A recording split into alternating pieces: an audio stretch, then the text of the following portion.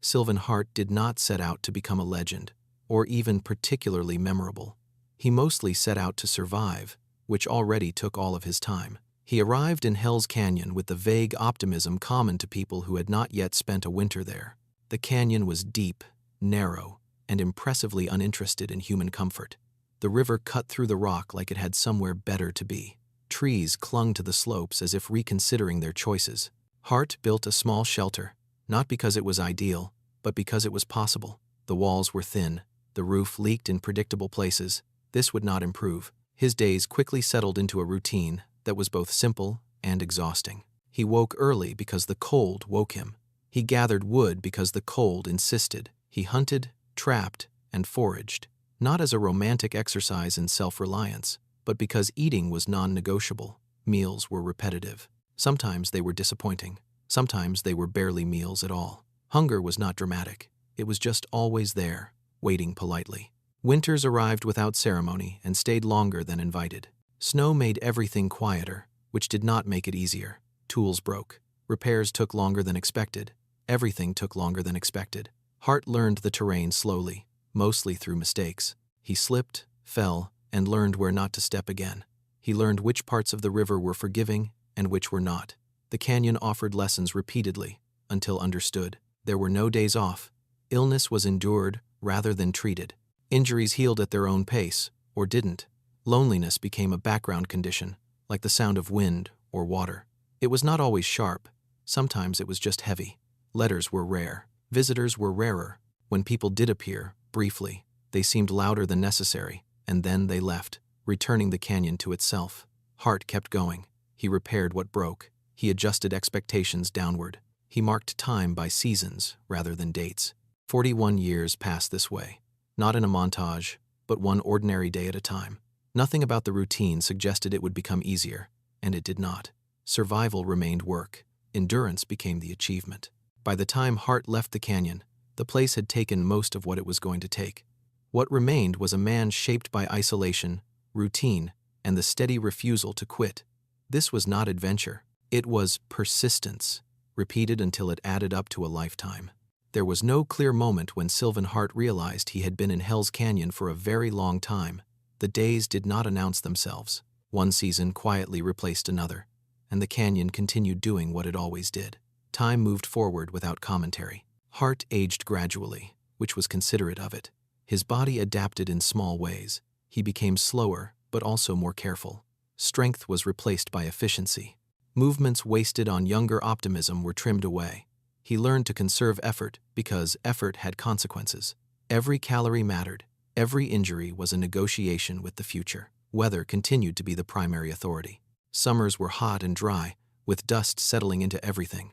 Winters were cold enough to make thinking feel optional. Spring arrived unpredictably, often late, occasionally rude. Flooding could undo weeks of careful preparation in an afternoon. Hart responded by rebuilding. Again, he stopped expecting fairness. The canyon had no interest in it. Supplies were improvised, repaired, reused, until they could no longer pretend to function. Clothing was patched repeatedly, then repurposed, then tolerated. Tools became personal in the way only essential objects do. Losing one was not dramatic, just deeply inconvenient. Food sources changed year by year. Some seasons were generous. Others were not. Hart adjusted accordingly. Meals were simple and eaten without ceremony. Hunger, when it arrived, was addressed methodically. He did not rush. Rushing caused mistakes. Mistakes were expensive. Solitude deepened over time, not suddenly, but steadily. The absence of conversation became normal. Thoughts circled more often. Memory filled some of the space. The canyon listened without responding.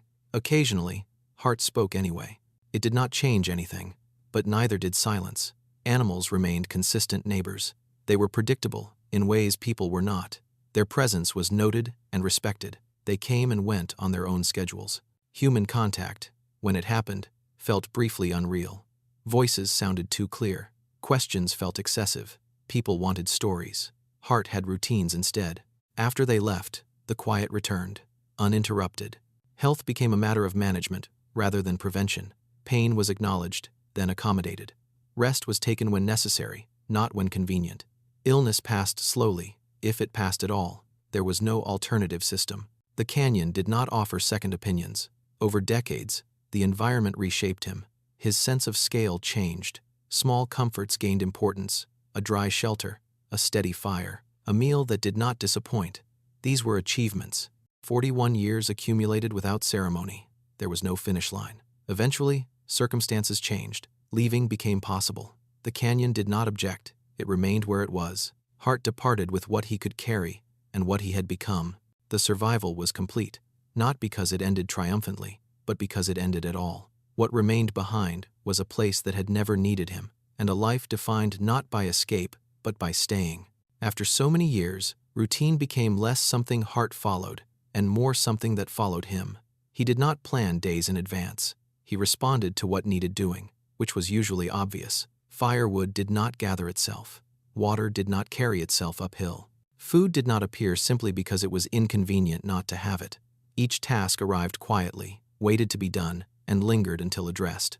Hart obliged, slowly, without complaint. He had learned that frustration wasted energy, and energy was not abundant. His shelter changed over time, not through improvement so much as accumulation. Extra layers here, a patch there, adjustments made after something failed once and was not allowed to fail again. Comfort was relative. Dry was excellent. Warm was optional. Quiet was constant. Nights were long. The canyon darkened early, shadows stretching without urgency. Hart filled evenings with maintenance, small repairs, and the careful stretching of supplies. When there was nothing left to fix, he sat. Silence was not dramatic. It was thick, like a blanket laid over everything. Sleep came and went on its own schedule. Sometimes it arrived quickly, other times it did not. He waited. Memories drifted through without invitation. Faces he had not seen in years appeared briefly, then left. He did not chase them. The canyon was not interested in nostalgia. Wildlife continued its routines with admirable consistency. Tracks appeared, crossed paths, and vanished. Hart noted them the way one notes weather. Predators were cautious. Prey was alert. Balance was maintained without discussion. He respected this. Interfering unnecessarily caused problems. He took what he needed and no more. Not out of principle, but practicality. Excess created work. Work created risk. Risk created consequences. Injury remained the most persistent concern. A twisted ankle could turn ordinary tasks into extended negotiations. Cuts healed slowly. Bruises were tolerated. Pain became background information rather than an event. He adjusted movements to avoid aggravating what hurt. This was not bravery, it was logistics. Aging continued quietly. Strength faded in unremarkable increments. Joints stiffened. Recovery took longer than it used to. Then longer than that. Hart adapted again. He rested more. He lifted less. He planned nothing that required urgency. Urgency had no place here. The canyon did not reward it. Seasons blurred together more as time passed. Years became harder to separate. Hart marked them loosely, often only noticing the passage of time when something changed noticeably. A tree fallen that had once been standing. A trail less distinct than before. His own reflection, thinner, more lined, briefly visible in water or polished metal. He acknowledged it and moved on. There was no audience for reflection. The outside world continued existing somewhere beyond the canyon walls. Hart did not keep track of it. News arrived sporadically, usually outdated by the time it did. Events happened. He remained where he was. Distance softened their relevance. What mattered was whether the fire stayed lit and whether tomorrow's work could still be done. Loneliness shifted shape over the decades. Early on, it was sharper, more noticeable. Later, it settled into something quieter, less demanding. The absence of people became normal. The presence of the canyon became sufficient. Hart did not romanticize this. He simply accepted it. The landscape did not judge him. It did not praise him either. It allowed him to remain as long as he respected its terms. For 41 years, he did. Survival was not a moment or a milestone. It was the accumulation of ordinary decisions made consistently, without expectation of recognition. Hart stayed because staying was what he had chosen, and because leaving, for a long time, was not simpler. When he finally did leave, it was not an escape. It was a transition. The canyon continued, unchanged. Hart carried with him a life shaped by quiet persistence, built one careful day at a time, in a place that asked nothing except endurance. Leaving did not happen suddenly. It arrived the way most things had in Hart's life there, gradually, without ceremony, and slightly inconvenient. Circumstances shifted. Age made certain tasks less negotiable. The body, after decades of cooperation, began offering firmer opinions. Carrying heavy loads took longer. Cold settled deeper than it used to. Recovery required patience that bordered on scheduling. Hart noticed these changes without alarm. He had spent a lifetime adjusting. This was simply another adjustment, just larger than most. The idea of leaving did not feel dramatic. It felt logistical. There were questions to answer. What could be carried? What could be left behind? What still mattered, after so many years of needing almost everything? Possessions were few, but each had a purpose. Letting go was not emotional so much as practical. Some things had already served their entire function. Others would not survive the journey out. The canyon did not react to these preparations. It remained quiet, consistent, and unconcerned. Packing took time. Hart moved slowly, checking and rechecking, not out of anxiety, but habit. Mistakes were still expensive. Even now, he took one last inventory of routines rather than objects, where he usually stepped, where the firewood was stacked, where tools rested at the end of the day. None of this would continue. The knowledge would remain unused, which was acceptable. On the final morning, nothing felt particularly different. The light looked the same. The air behaved as expected. The canyon did not offer a closing statement. Hart left behind a place that had never belonged to him and had never pretended otherwise. The journey out was work, uphill, uneven, and tiring in familiar ways. He stopped when necessary, rested when required. The body dictated pace, and Hart listened. He had learned that lesson thoroughly. When he finally reached the edge of the canyon, there was no sense of completion, just distance. Behind him was a life measured in seasons and repairs. Ahead was something less defined. The outside world reintroduced itself slowly. Sounds felt louder. Movement felt faster. People spoke more than necessary. Questions arrived quickly and in groups. Hart answered simply. Elaborating required effort. Stories were expected. He offered facts instead. 41 years. A canyon. Survival. The rest was routine. Adjusting to society proved stranger than leaving isolation. Schedules existed now. Expectations appeared without warning. Assistance was offered freely, sometimes insistently. Hart accepted it with polite efficiency. He was not opposed to help. He had simply not relied on it before. Indoor spaces felt unfamiliar.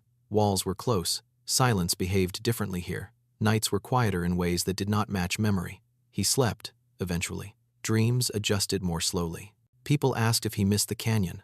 Hart considered this. Missing suggested longing. Longing suggested dissatisfaction. He did not feel either. The canyon had been a place of work, not sentiment. It had required attention, effort, and respect. It had provided nothing extra. This had been a fair arrangement. Life afterward was different. Not better or worse, just different. Hart carried with him habits that did not fade quickly. He conserved movement. He noticed weather.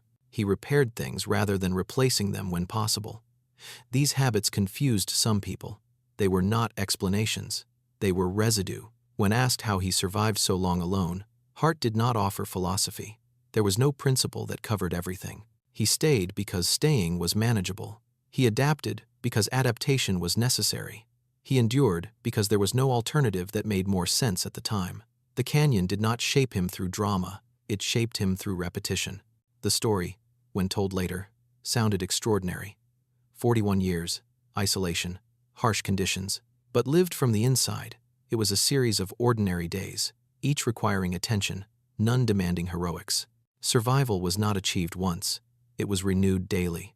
When Hart's time in Hell's Canyon was finally described by others, they searched for meaning. They found resilience, independence, grit. Hart recognized these words, but did not feel attached to them. What he remembered was work. Quiet, persistent work. A life built not on triumph, but on continuation. The canyon remained where it had always been, deep and indifferent. Hart moved on. The endurance remained, settled into him, steady and unremarkable, like the passing of time itself. With distance, the years in the canyon began to compress, not into highlights, but into a general weight. Hart noticed that people expected reflection to arrive eventually, as if time alone would organize everything into lessons. It did not. What arrived instead was familiarity with slowness. He moved through the outside world with the same measured pace he had learned inside the canyon. Crowds felt inefficient. Noise felt unnecessary. Urgency still seemed suspicious. He listened more than he spoke, partly from habit, partly because listening required less explanation. Daily life now contained conveniences that felt excessive: light at the flip of a switch, water without effort, food that did not require planning days in advance. Hart used these things without enthusiasm. Gratitude did not arrive automatically. He had never expected generosity from environments. The canyon had trained him not to. Comfort was acknowledged, then accepted, the way one accepts weather. People asked what the hardest part had been. Hart paused when answering, not for effect, but because the question did not align cleanly with experience. Hardness had not been concentrated. It had been distributed evenly, thinly, across decades. There was no single worst moment to point to, just accumulation. He explained this slowly. Some understood. Others looked disappointed. They wanted drama. They wanted danger. They wanted a moment where survival was decided in an instant. Hart offered them years instead.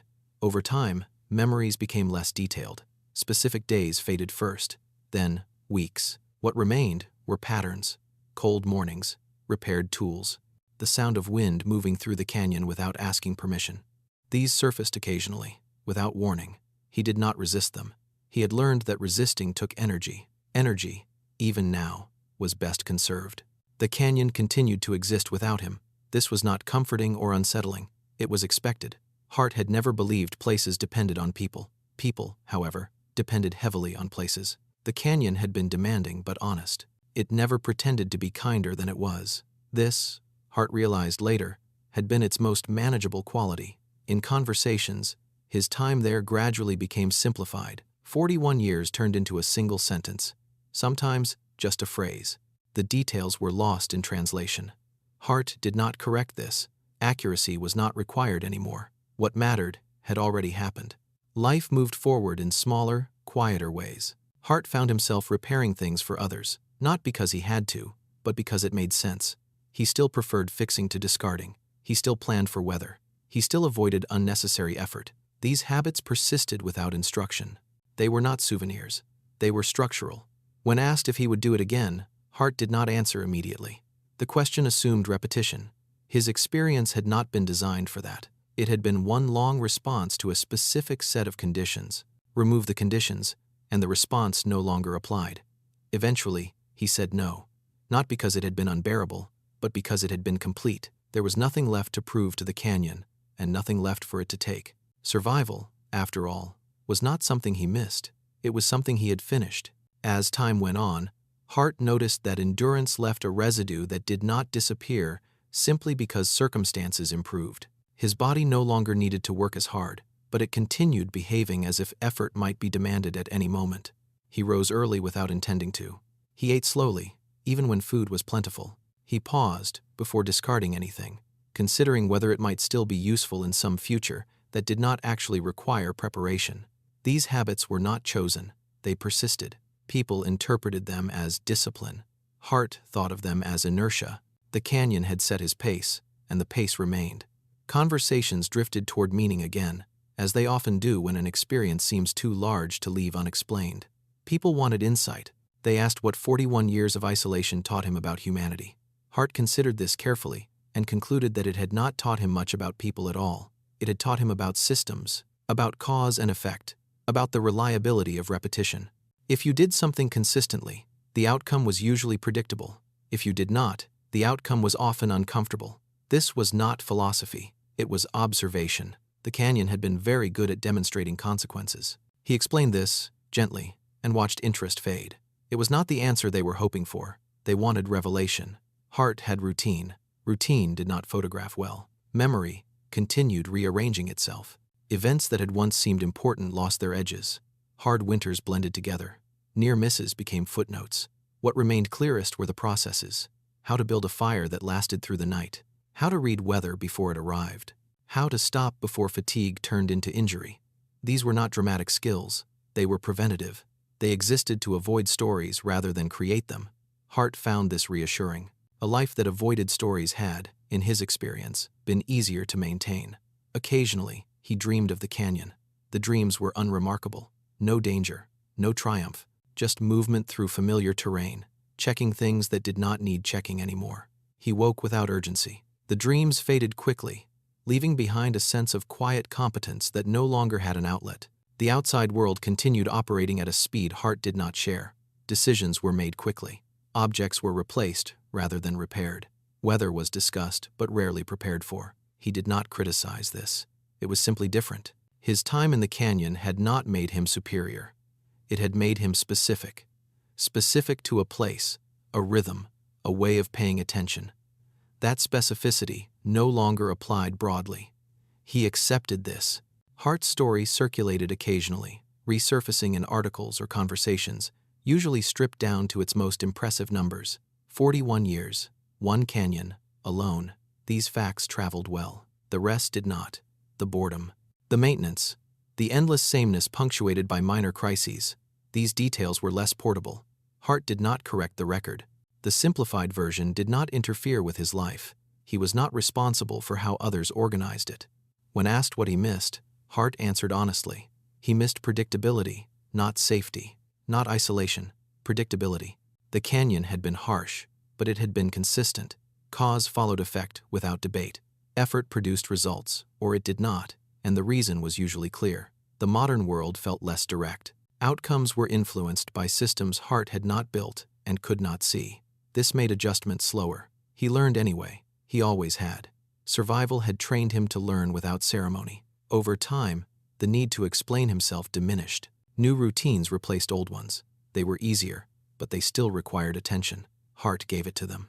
He had learned that neglect accumulated. Eventually, people stopped asking him about the canyon. This suited him. The experience did not shrink, but it no longer demanded articulation. It existed where it belonged, in memory, in habit, in the quiet confidence that came from having managed a life with limited resources and no guarantees. Hart did not think of himself as having conquered anything. The canyon had not been an opponent. It had been a context. He had adapted to it, remained within it, and eventually left. This sequence felt complete. Survival, when sustained long enough, stops being dramatic. It becomes a background condition. When it ends, there is no applause, just continuation. Hart continued. In later years, Hart noticed that silence had changed meaning. In the canyon, silence had been full. It carried wind, water, movement, warning. It was active, layered, constantly informing him of what was happening around him. Outside the canyon, silence felt emptier. Rooms could be quiet without saying anything useful. Hart adjusted to this slowly. He found himself listening for things that were no longer relevant. Shifts in air, subtle changes in sound, patterns that once mattered deeply and now served no purpose. Letting go of this vigilance took effort. He had learned it over decades. Unlearning it was slower. People sometimes described his years as solitary confinement, but voluntary. Hart disagreed quietly. Confinement implied restriction. The canyon had imposed limits, but within those limits, his choices had been clear. Solitude had been a condition, not a punishment.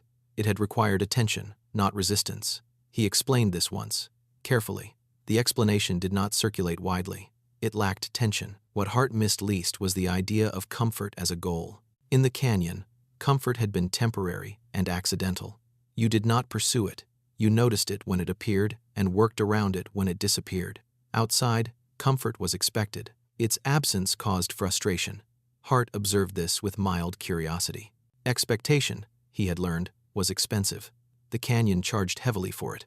Over time, his story continued to thin as it passed from person to person. Details fell away. Context dissolved. What remained was endurance, abstracted. Hart did not object. Stories often survive by shedding weight. He had survived by carrying it. These were different processes. Occasionally, someone asked whether he felt proud. Hart considered this carefully. Pride implied comparison. He had not been competing. There had been no audience, no standard, no alternative scenario running alongside his own. He had done what the situation required. That was all.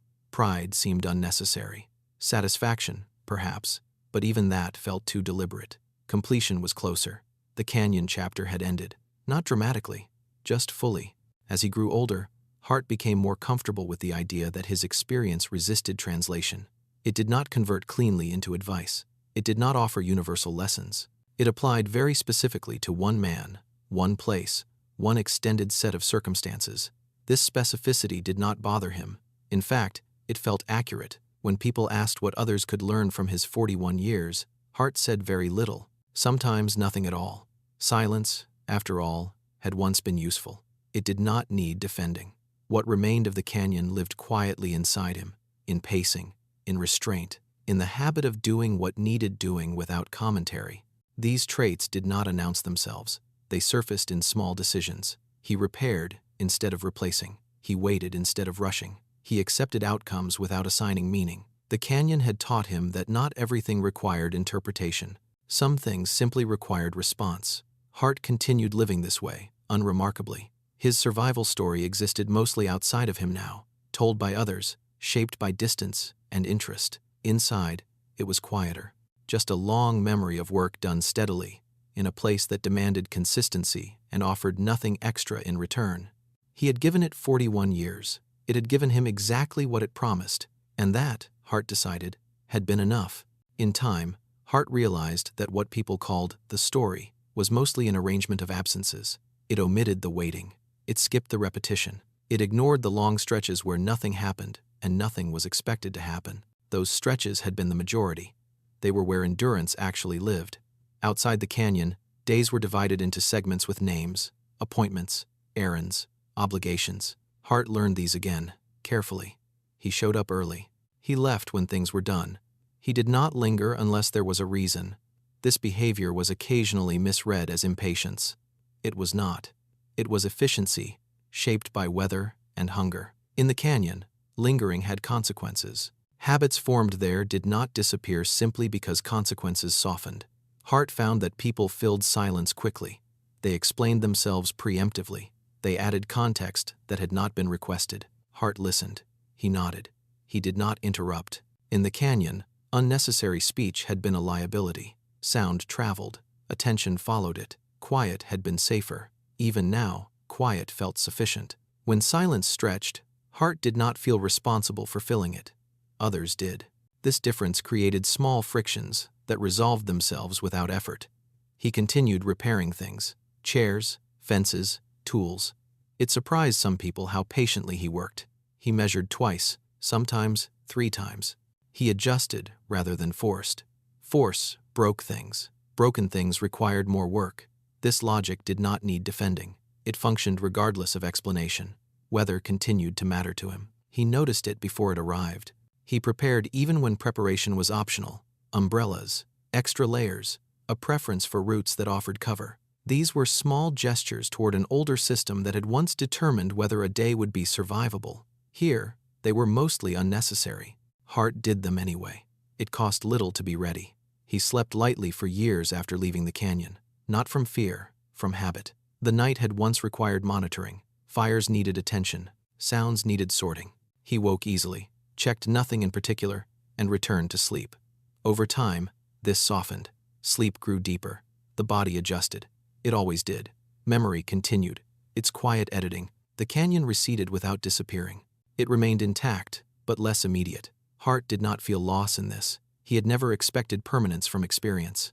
Things happened. They ended. They left traces. That was sufficient. When asked whether isolation had changed him, Hart answered carefully. Change suggested contrast. He had become what the situation required. If the situation had been different, the result would have been different. This did not trouble him. Identity had never felt fixed. It had always been responsive. He had responded for 41 years. Then he had responded to leaving. Now he responded to what came next. This pattern felt consistent. People sometimes framed his endurance as an argument for self-reliance. Hart did not disagree, but he did not elaborate. Self-reliance, in his experience, was not ideological. It was circumstantial. When no one else was available, you did things yourself. When others were available, you accepted help. The principle adjusted to conditions. Ideology did not survive winters well. Hart aged quietly. He did not resist it. He had seen what resistance cost. He moved slower. He planned more. He rested when the body insisted. This was not resignation. It was maintenance. The canyon had taught him that maintenance extended usefulness. Neglect shortened it. He applied this lesson broadly. Eventually, fewer people asked about the canyon. The story had reached saturation. It circulated independently now. Hart noticed the relief that came with this. He had never sought to carry it. He had only lived it. Without questions, days became simpler. He enjoyed small tasks, making tea, sharpening tools, walking familiar routes. These were not replacements for survival. They were continuations of attention. Attention, he had learned, was transferable. You gave it where it was needed. When it was no longer needed in one place, you moved it elsewhere. Looking back did not feel necessary. The canyon did not need revisiting to remain real. It existed in the way he moved through the world carefully, without excess, prepared for conditions to change without warning. That had been the work. It still was, just quieter now. As the years continued, Hart found that people increasingly spoke about survival as if it were a phase, something entered and exited cleanly. He did not correct them. From his perspective, survival had never stopped. Only the conditions had changed. The work was lighter now. The stakes were lower. But the underlying habit remained. Notice what is happening. Respond appropriately. Avoid unnecessary damage. This approach transferred easily. It did not require wilderness. It functioned just as well in ordinary settings. He noticed that many people mistook speed for effectiveness. Decisions were made quickly, then revised repeatedly. Effort was expended correcting what patience might have avoided. Hart watched this with mild interest. In the canyon, haste had been punished efficiently. Here, it was mostly tolerated. The difference explained a great deal. He continued to prefer gradual solutions, small adjustments, reversible choices, nothing that required rescue if it failed. This made his life quieter. Quiet suited him. When asked whether he ever felt afraid during those 41 years, Hart paused. Fear, he realized, had been present less often than expected. Risk was constant, but fear required imagination. He had learned to limit that. Imagining too many outcomes interfered with responding to the one unfolding. Attention had been more useful than anxiety. He explained this once, briefly. It did not become a quote. Fear was a more marketable answer.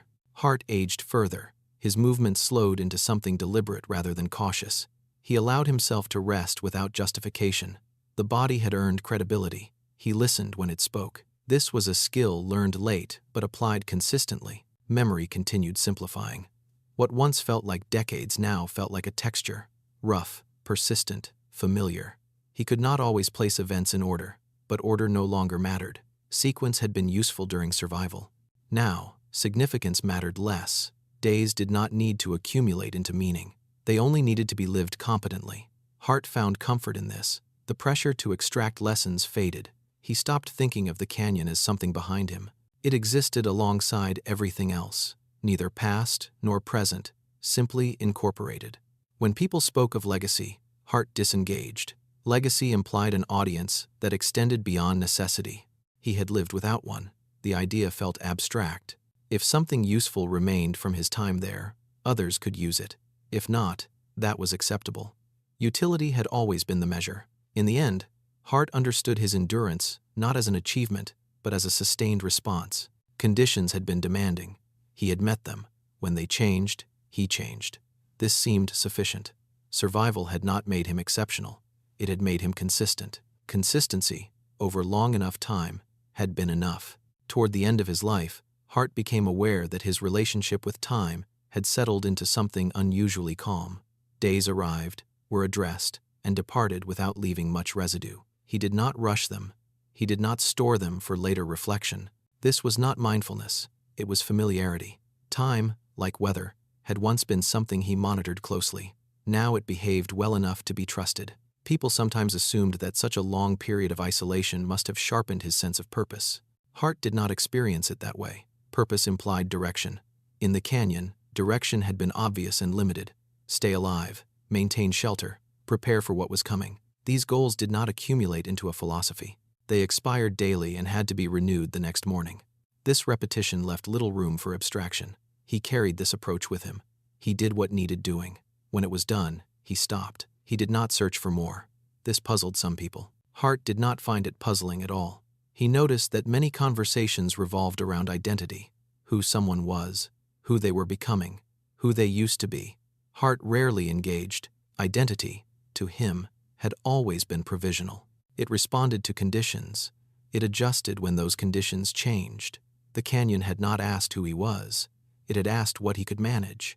He had answered that question repeatedly. Outside the canyon, the questions were softer but less practical. He responded when necessary and let the rest pass. As his body weakened, Hart applied the same logic he always had. He reduced strain. He simplified tasks. He accepted help when offered. This acceptance was not resignation, it was efficiency. Resistance, he had learned, wasted energy. Energy, especially now, was limited. He used it where it mattered. The skills he had developed did not disappear with age. They narrowed. Observation remained sharp.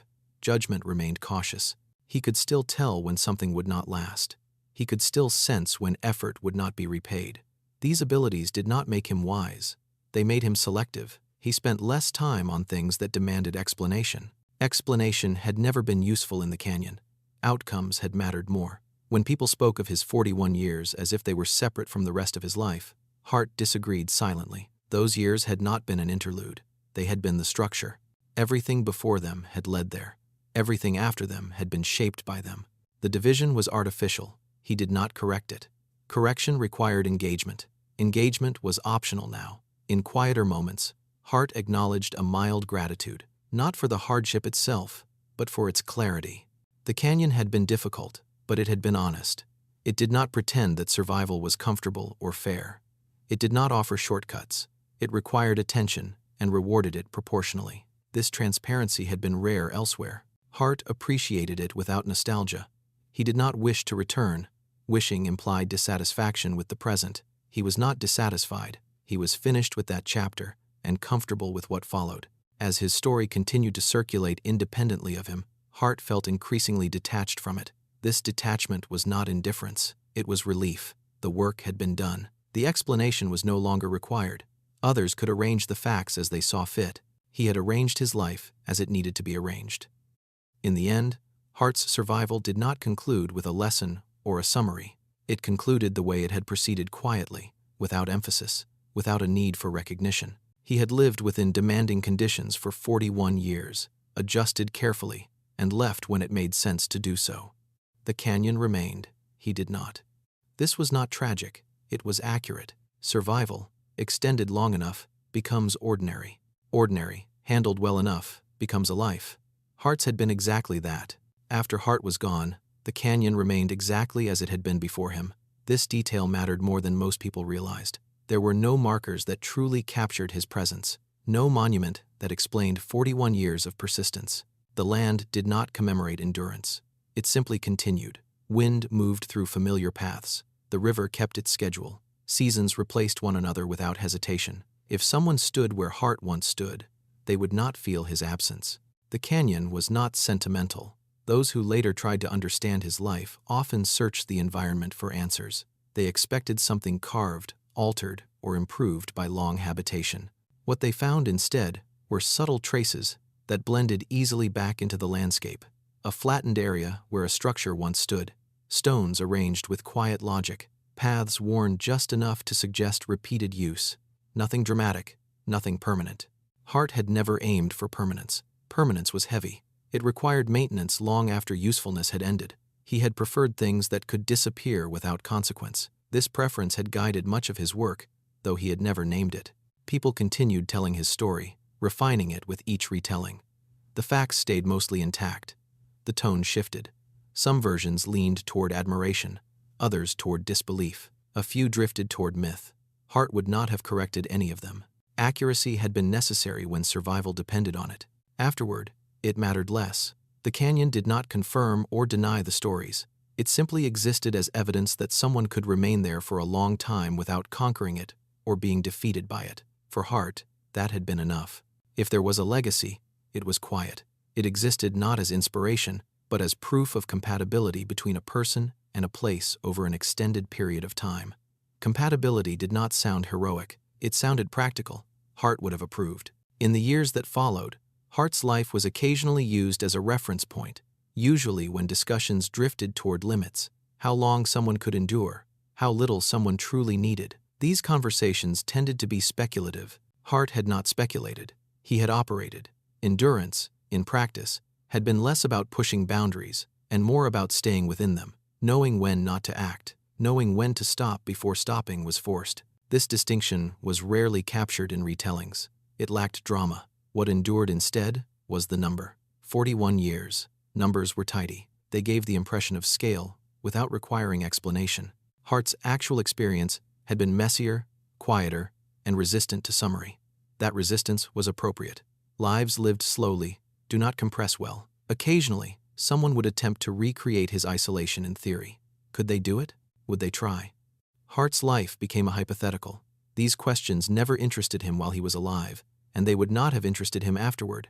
Survival was not transferable as a challenge. It was conditional. Remove the conditions, and the question collapsed. The canyon had not tested him. It had simply been there. He had responded.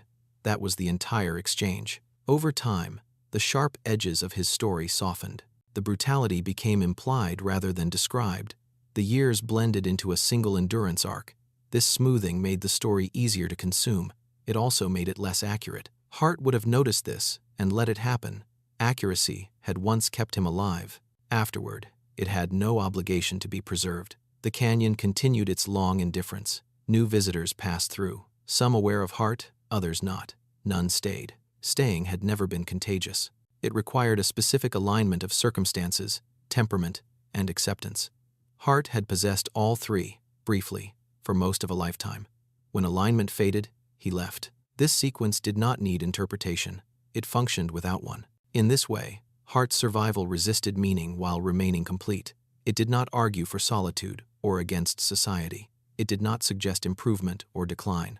It simply demonstrated that a life could be organized around attention, restraint, and continuity for a very long time. That such a life could exist was enough. Anything added afterward was optional. As Hart's name faded further into the background, what remained most intact was not the story, but the absence of spectacle around it. There were no dramatic last moments associated with the canyon, no final test, no symbolic return. His life did not resolve itself in a way that invited framing. It simply ended where all lives end, outside the places that once defined them. This, too, felt appropriate. The canyon had never claimed ownership over him. It had only hosted his effort for a time. In quiet ways, Hart's approach to living continued to surface in ordinary moments. In the way he chose to sit rather than stand when waiting would be long. In the way he avoided taking more than was needed, even when abundance was offered freely. In the way he treated difficulty as information rather than injustice. These habits were not lessons he shared. They were habits that survived him. People sometimes asked whether his endurance meant that humans were capable of far more than they assumed. Hart would have found the question misleading. Capability, he had learned, expanded, and contracted with context. In the canyon, he had been capable of surviving. Elsewhere, he was capable of other things. Neither condition implied superiority. It implied adjustment. Over time, even the canyon itself began to lose its association with his name. New narratives attached themselves to the landscape. Older ones dissolved. This did not erase his presence. It simply returned it to scale. One life, lived carefully, in a place that had seen many before and would see many after. The imbalance between effort and recognition did not trouble him. It never had. Recognition had not kept him warm. Effort had. The work had always been its own justification. In this way, Hart's 41 years resisted becoming an example. They did not instruct. They did not warn. They did not inspire in any direct sense. They simply existed as evidence that persistence, applied quietly and consistently, could sustain a life longer than most people would choose to imagine. When the details finally blurred beyond recovery, what remained was not a legend, but a contour, a shape of living defined by restraint, patience, and an ongoing willingness to respond rather than react. This contour did not demand attention. It did not need preservation. It remained usable precisely because it was unremarkable. Hart had survived the canyon not by dominating it, but by fitting into it without excess. When he left, there was room for the canyon to continue as it always had. And there was room, elsewhere, for Hart's way of being to dissolve quietly into the ordinary world, where survival no longer announced itself, but continued, in smaller, softer forms, until it no longer needed to continue at all. In the end, Hart's life resisted conclusion in the same way it had resisted summary. There was no final insight waiting at the bottom of it, no sentence that neatly justified 41 years of persistence. What remained was a sequence of responses that had worked well enough for a long time.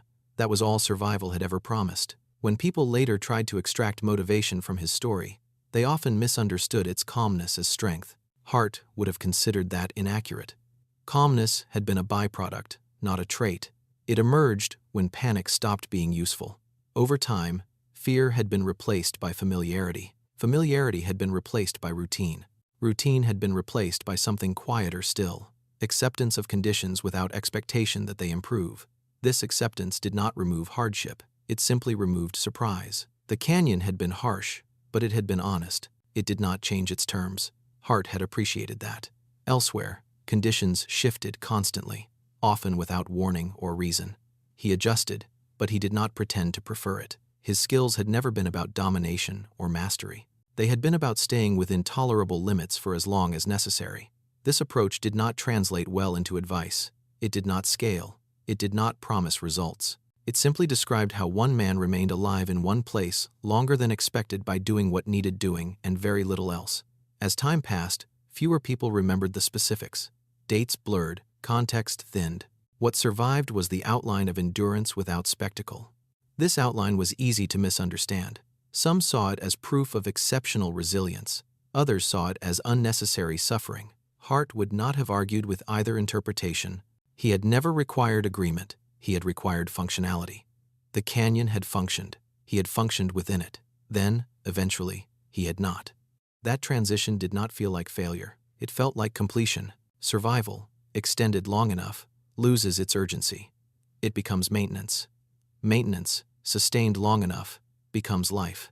Hart's had followed this progression without deviation. When it ended, it did so quietly, without demanding attention, without requesting meaning. The canyon continued. The world continued. Hart's endurance dissolved into time, leaving behind no instruction, no warning, and no obligation to remember it correctly. Only the simple fact that for 41 years, a person stayed alive in a place that made no effort to help him do so. And that, somehow, had been enough. What ultimately separated Hart's experience from most retellings was not the duration, but the absence of escalation. Things did not get steadily worse, nor did they improve in any meaningful way. They simply continued. This was difficult for many people to accept. Stories were expected to rise, peak, and resolve. Hart's did none of these. It remained level, demanding attention without promising transformation. In the canyon, effort had been met with neutrality. Work produced survival, not reward. This neutrality had shaped Hart more than hardship ever could. He learned not to expect acknowledgement from outcomes. You did the work because it needed doing, not because it led somewhere else. This expectation, or lack of it, followed him into the rest of his life. It made disappointment rare. It also made celebration unnecessary. He found that many frustrations people experienced came from the gap between expectation and result. Hart had closed that gap early. The canyon had insisted on it. Over time, he noticed that people often described his life as extreme. He found the word unhelpful. Extreme suggested edges. His experience had been centered, narrow, perhaps, but consistent. The extremes existed only when imagined from the outside. From within, the days had been repetitive, manageable, and fully occupied. Even danger had been procedural. You noticed it, you avoided it, you moved on. Drama required spectators. Hart had none. Aging, like everything else, arrived gradually. There was no moment when he stopped being capable. Capability simply redistributed itself. Physical strength declined. Judgment sharpened. Speed decreased. Accuracy improved. This trade felt reasonable. He accepted it without complaint. The canyon had taught him that resisting inevitable change wasted energy better spent elsewhere. When his story was eventually used to argue about modern life, about dependence, comfort, or resilience, Hart's actual experience was mostly absent.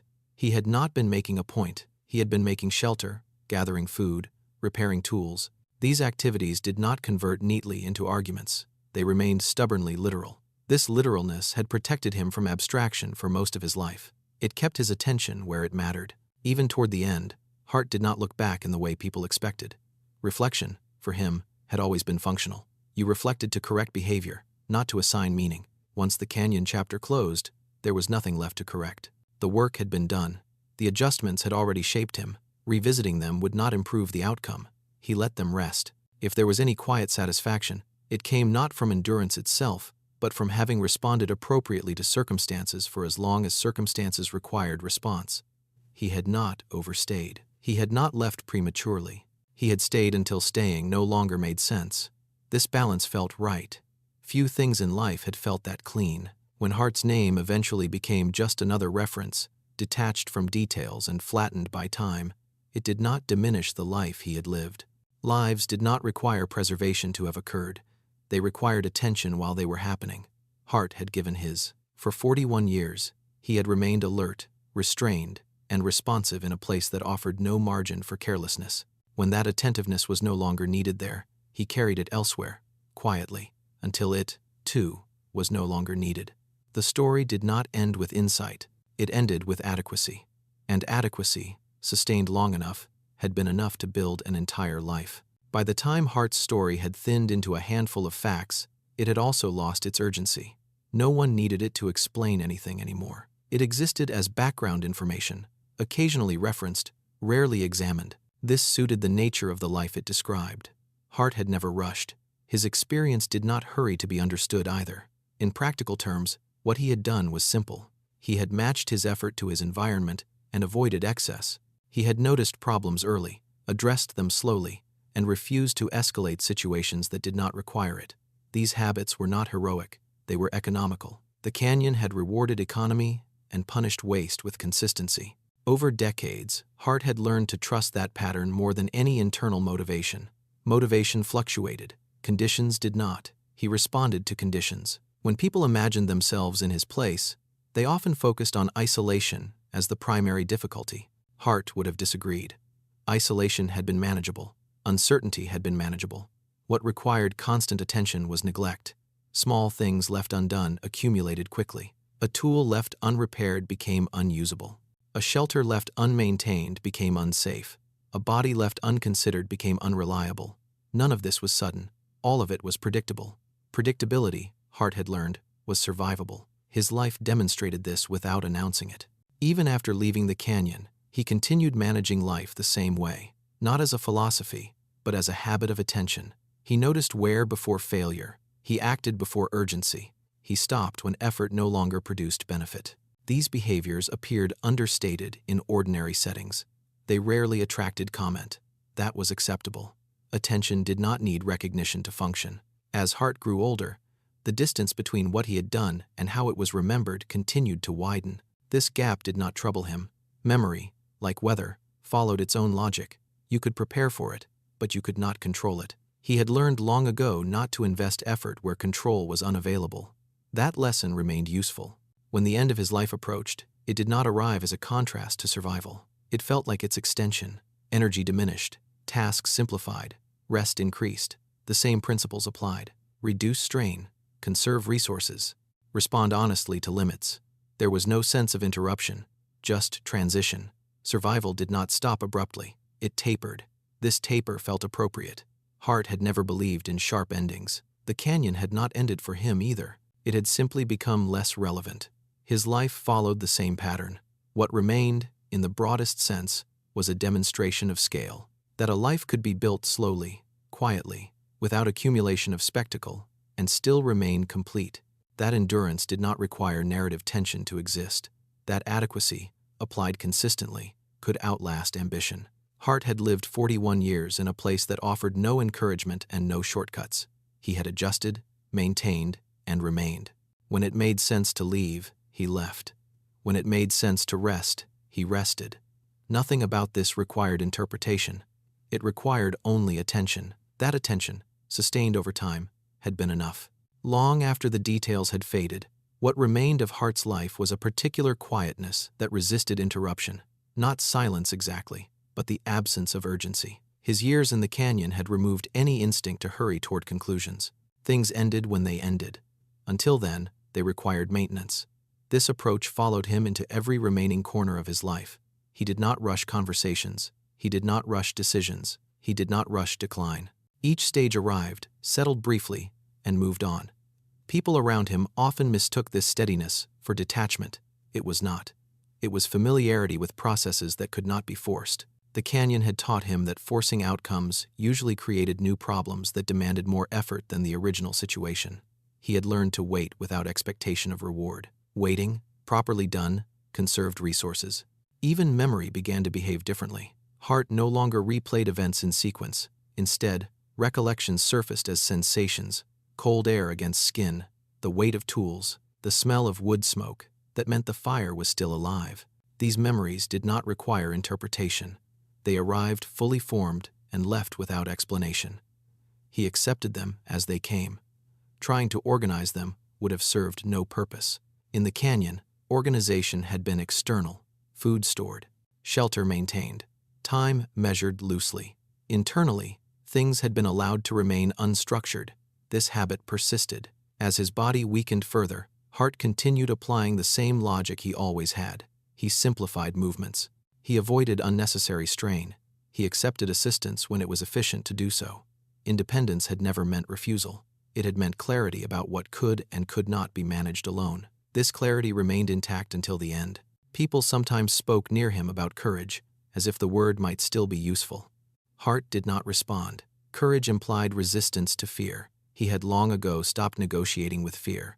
It existed. He acknowledged it. Then he acted according to conditions. This process had never required naming. Naming things did not make them easier to manage. Attention did.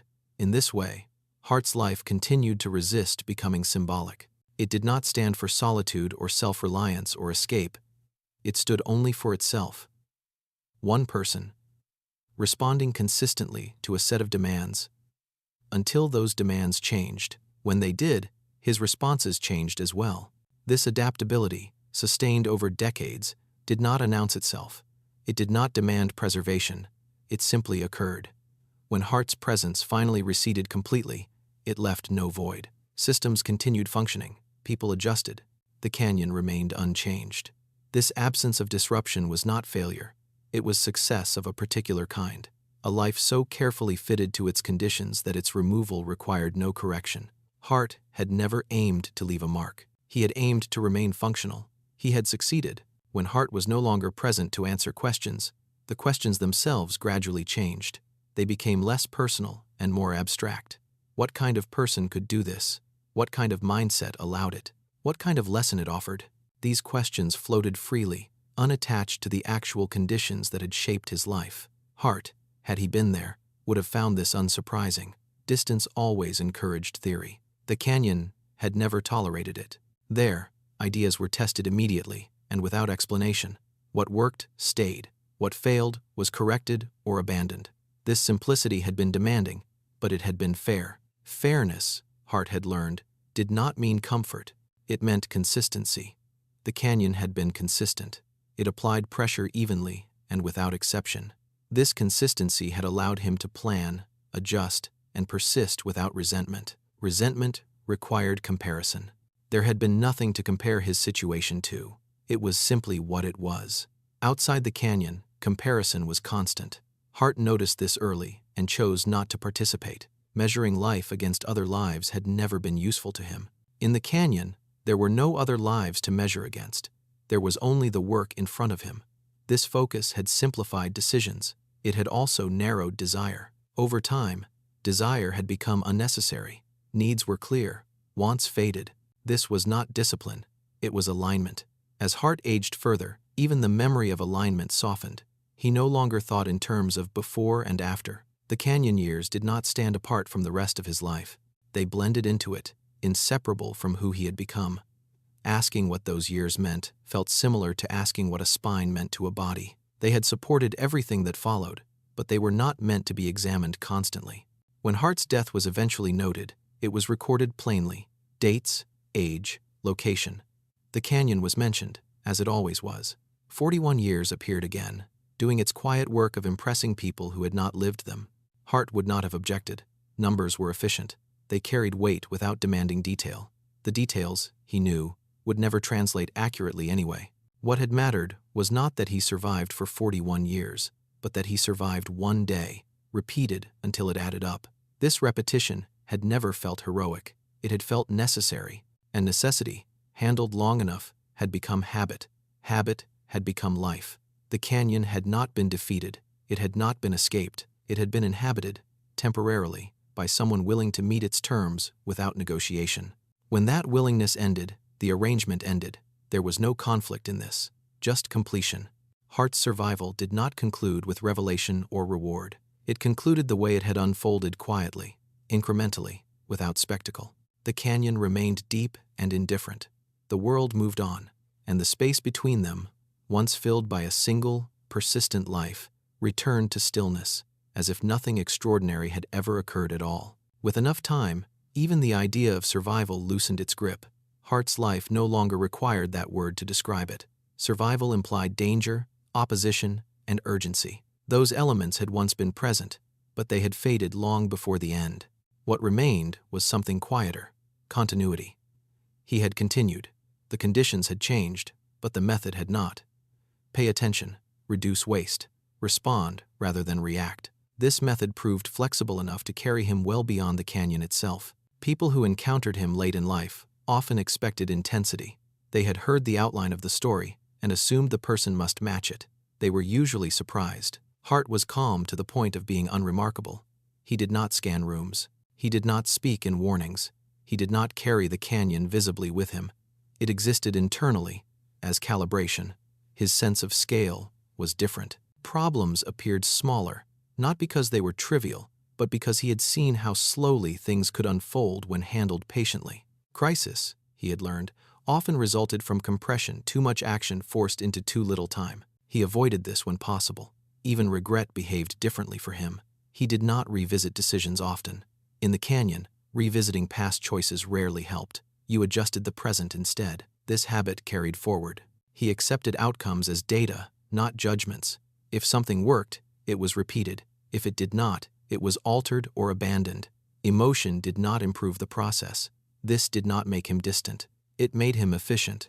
As his physical abilities declined further, Hart noticed that what truly remained useful was judgment. Strength had been necessary early on. Endurance had followed, but judgment had sustained everything. Knowing when to stop, knowing when to wait, knowing when effort would not improve the outcome. These decisions were rarely visible to others. They appeared as inaction. Hart understood them as precision. Precision required restraint. Restraint had been his primary skill for decades. When people described his 41 years as an act of willpower, Hart would have quietly disagreed. Willpower suggested forcing oneself forward. He had not forced. He had adapted. Adaptation did not exhaust itself the way willpower did. It adjusted load to capacity. This was how he had lasted. This was how he continued. Near the end, Hart's days shortened, not because there was less to do, but because there was less need to do it. He accepted this reduction without resistance. He had learned long ago that systems simplified as they approached completion. He rested more. He spoke less. He observed without needing to respond. The habits remained, even as the demands faded. When the work finally ended, it did not feel abrupt. It felt expected. Survival, after all, had never been the goal. Continuation had. Continuation, sustained long enough, eventually resolved itself. Hart's did so quietly, without instruction, without emphasis. The canyon did not reclaim him. The world did not pause. One long sequence of attention simply came to rest. By the time Hart's life reached its natural close, there was very little left to interpret. Interpretation required distance and contrast. Hart experienced neither. His days had narrowed gently, like a river settling into its final course. What remained was attention applied to smaller and smaller details. Breathing, light through a window, the simple confirmation that nothing urgent needed addressing. This absence of urgency felt familiar. It echoed the rare moments in the canyon when everything was briefly in balance, shelter secure, supplies adequate, weather predictable enough to pause. Those moments had never lasted long, but they had been sufficient. Now, sufficiency arrived more often. Survival had gradually loosened into maintenance, and maintenance had gradually loosened into rest. This progression felt logical. Hart accepted it without ceremony. He had never believed that effort should continue after necessity ended. People sometimes described his life as one of extreme independence. Hart would not have used that word. Independence implied separation. His experience had been one of constant relationship with terrain, weather, tools, and limits. He had not stood apart from these things. He had responded to them. This responsiveness had defined his 41 years far more accurately than solitude ever could. When his story was eventually reduced to a paragraph, then a sentence, then a passing reference, it lost nothing essential. The essentials had never been verbal. They had been procedural. Pay attention. Do less, but do it carefully. Accept when conditions change. Stop when stopping makes sense. These were not lessons he offered. They were patterns he lived until they resolved themselves. The canyon, unchanged, continued to exist without memory or acknowledgement. This was not neglect. It was consistency. Hart's presence there had never been required for the canyon to remain itself. Likewise, his absence required no adjustment. This symmetry pleased him, though he never named it. His life did not interrupt anything larger than itself. It fit, then it ended. In that way, Hart's survival did not conclude with triumph or tragedy. It concluded with alignment exhausted. The conditions that once demanded his attention no longer did. Attention, no longer demanded, withdrew. What remained was quiet, not dramatic quiet, ordinary quiet, the kind that does not need filling. For 41 years, Hart had remained alive in a place that offered no encouragement and no forgiveness. He had done so by staying within limits, responding honestly, and refusing to add excess where none was needed. When that way of living was no longer required, it ended as it had begun without announcement. Survival, stretched across decades, became ordinary.